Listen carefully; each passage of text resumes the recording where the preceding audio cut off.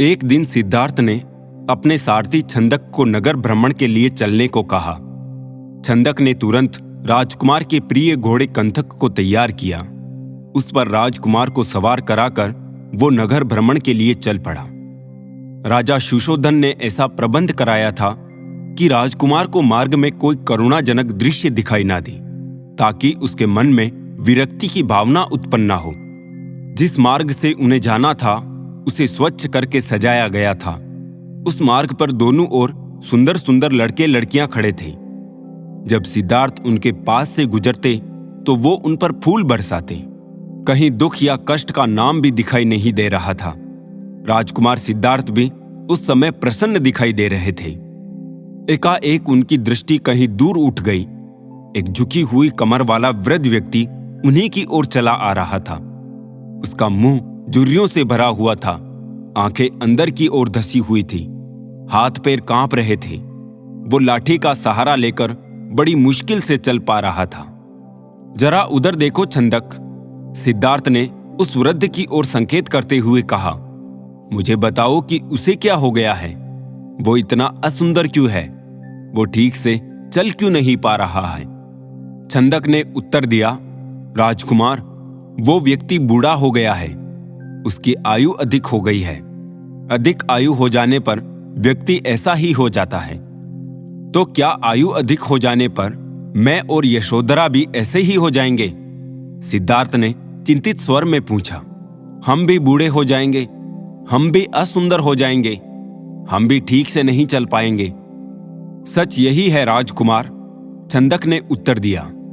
ऐसा सभी के साथ होता है। बूढ़ा हो जाने पर मनुष्य की यही दशा होती है। शरीर इसी प्रकार कमजोर और असुंदर हो जाता है। बूढ़ा हो जाने पर मनुष्य की यही दशा होती है। शरीर इसी प्रकार कमजोर और असुंदर हो जाता है।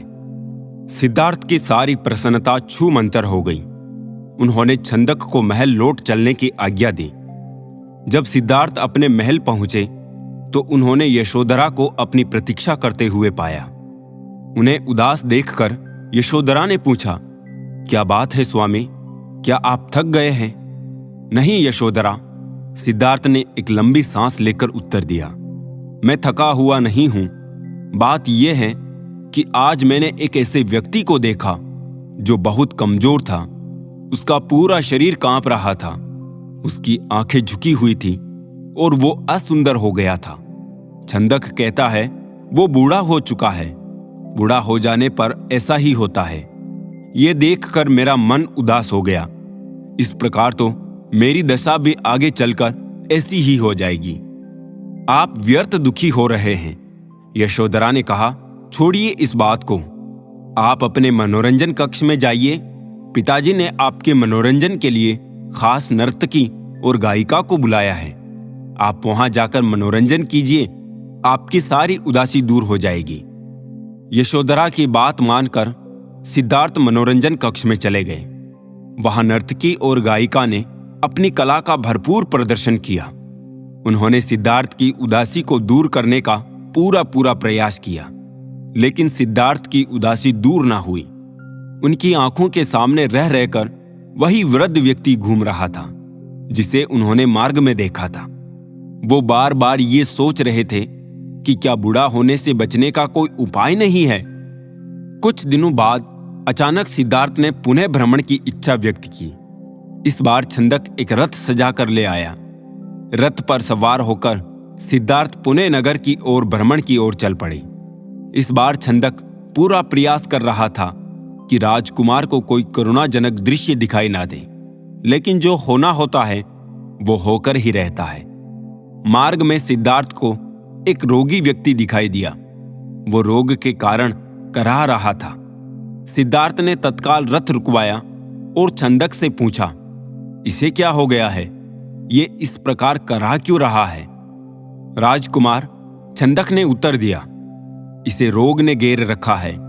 ये रोग के कष्ट को सहन नहीं कर पा रहा, इसी कारण कराह रहा है। परंतु इसे रोग ने क्यों घेर लिया? सिद्धार्थ ने आश्चर्य से पूछा। छंदक ने उत्तर दिया, रोग तो बड़े बड़े स्वस्थ व्यक्तियों को भी घेर लेता है, उन्हें भी रुला देता है। इसमें आश्चर्य की कोई बात नहीं है। अपने जीवन काल में कोई ना कोई रोग लगभग प्रत्येक व्यक्ति को हो जाता है। हो, सिद्धार्थ बड़बड़ाए, तो रोग भी मनुष्य को कष्ट पहुंचाते हैं। इनसे भी मनुष्य नहीं बच सकता। मैं भी नहीं बच सकूंगा।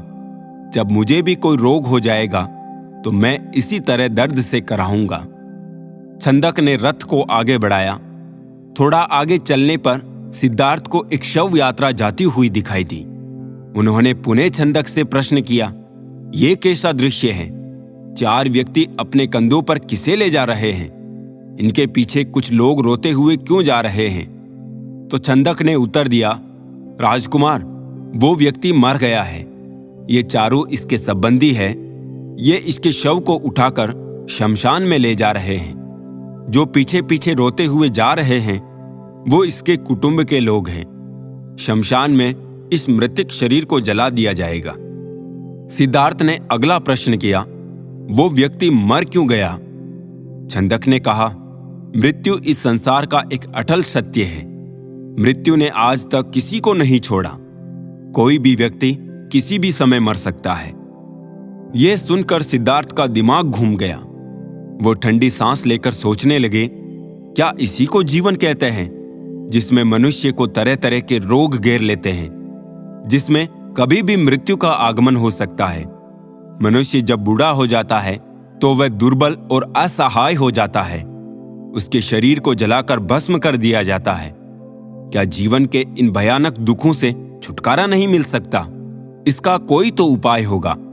सिद्धार्थ मन ही मन ऐसा सोच रहे थे कि तभी उन्हें एक सन्यासी दिखाई दिया। उसने भगवा वेश धारण कर रखा था। साधना और तपस्या के कारण उसका मुखमंडल चमक रहा था। उसके होंठ मुस्कुरा रहे थे। सिद्धार्थ को वो संसार का सबसे प्रसन्न व्यक्ति दिखाई दिया। उन्होंने पूछा, छंदक, ये स्वस्थ और तेजस्वी व्यक्ति कौन है? छंदक ने उत्तर दिया, ये एक सन्यासी है। इसने संसार के सभी सुख त्याग रखे हैं। इसने संयम द्वारा अपनी इंद्रियों को वश में कर रखा है। यह अपने ईश्वर की तपस्या साधना करता है, इसलिए यह स्वस्थ, निरोग व सुंदर है। तपस्या के कारण ही इसका मुखमंडल चमक रहा है। सिद्धार्थ को जैसे अपने सभी प्रश्नों के उत्तर मिल गए। वो एकदम शांत हो गए। वो सन्यासी के दर्शन मात्र से ही उसके मन का सारा क्लेश दूर हो गया। उन्होंने मन ही मन सोचा, रोग, बुढ़ापा, जन्म मरण के कष्ट से छुटकारा पाने का उपाय संयम, त्याग तथा तपस्या है। जीवन का सार सत्य की खोज करना है। संसार के सभी सुख नकली है। मैं अब इन झूठे सुखों में नहीं फंसूंगा। मैं उस तेजस्वी सन्यासी की तरह बनूंगा। रथ अपने पूरे वेग से दौड़ता रहा और उससे भी अधिक वेग से दौड़ता रहा सिद्धार्थ का मन। उसे बार बार उस सन्यासी का ध्यान आता था। उनके मन में विरक्ति की भावना बढ़ती ही जा रही थी। जब सिद्धार्थ राजमहल में लौटे तो उन्हें एक शुभ समाचार मिला। यशोधरा ने स्वस्थ व सुंदर पुत्र को जन्म दिया था। दास दासियों ने सिद्धार्थ को घेर लिया और उन्हें बधाइयां देने लगी। उन्हें यह आशा थी कि सिद्धार्थ से उन्हें पुरस्कार मिलेगा, लेकिन सिद्धार्थ पर इस शुभ सूचना का कोई प्रभाव दिखाई नहीं दिया। चारों ओर हर्ष का सागर लहरा रहा था। पूरे राजमहल में बधाइयों के स्वर गूंज रहे थे। वहां राजा सुशोधन व रानी प्रजापति को प्रसन्नता से पागल हुए जा रहे थे। वो बधाइयां देने वाले को मुंह मांगा पुरस्कार दे रहे थे। कपिल वस्तु में नए राजकुमार के जन्म लेने के उपलक्ष्य में नाच, गाने व उत्सव होने लगे, लेकिन सिद्धार्थ को उनमें कोई रुचि नहीं थी। वो उदास अपने भवन में घूम रहे थे। उनके मन में संघर्ष चल रहा था।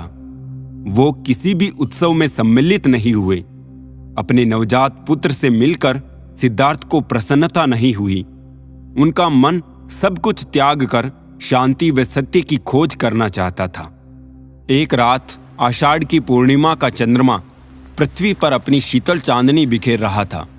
भवन से बाहर निकलकर वो सहसा ठिठके। उनके मन में एक बार यशोधरा वो राहुल को देखने की इच्छा उत्पन्न हुई।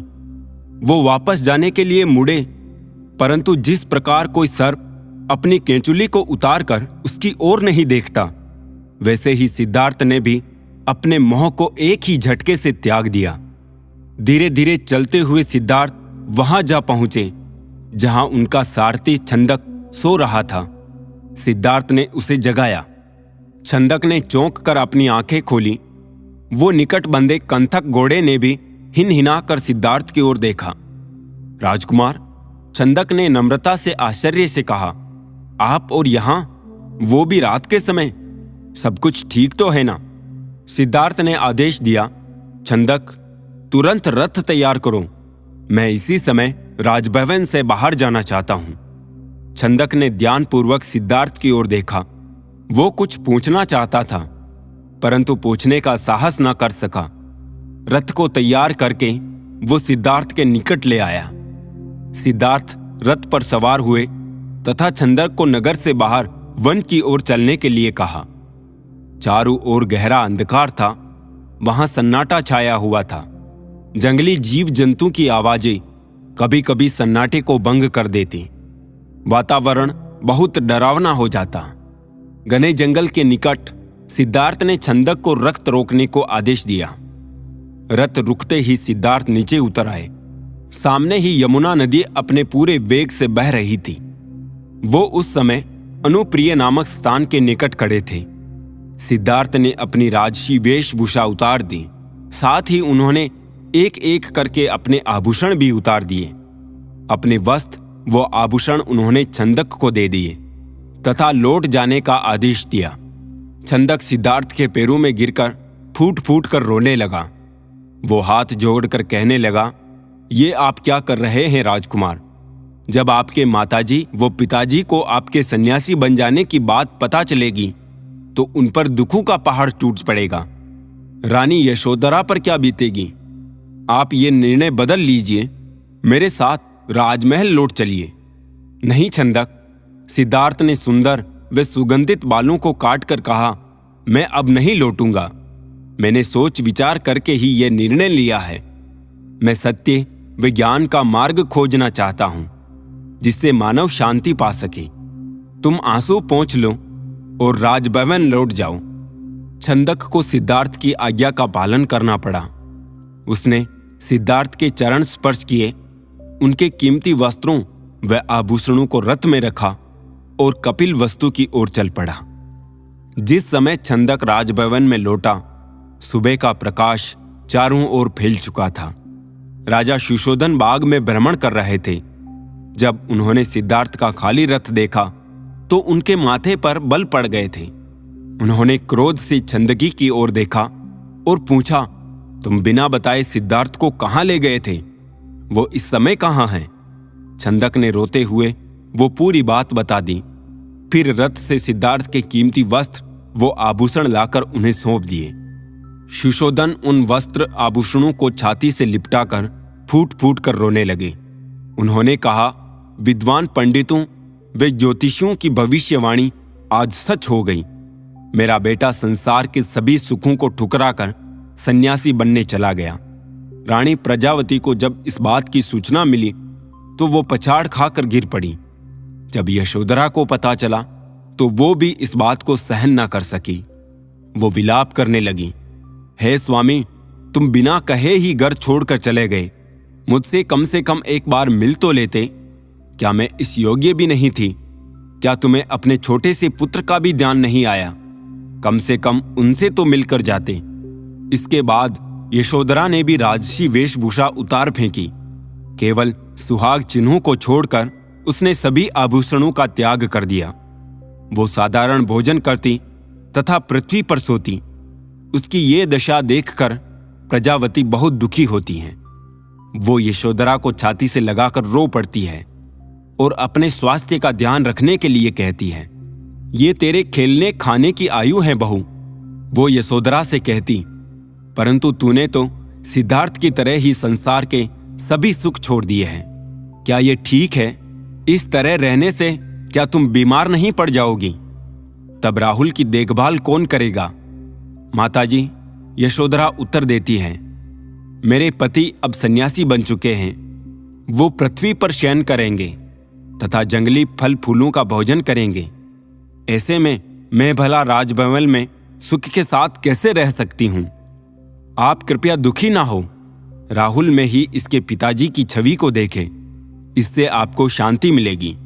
प्रजावती राहुल को छाती से लिपटाकर रो पड़ी। सिद्धार्थ के चले जाने के बाद कपिल वस्तु का हर व्यक्ति उदास हो गया था। राजमहल में तो दुख का साम्राज्य ही स्थापित हो गया। ऐसे में केवल उन्हें नन्हे राहुल की किलकारियां ही राजमहल में गूंजती तथा सबका मन बहलाती थी।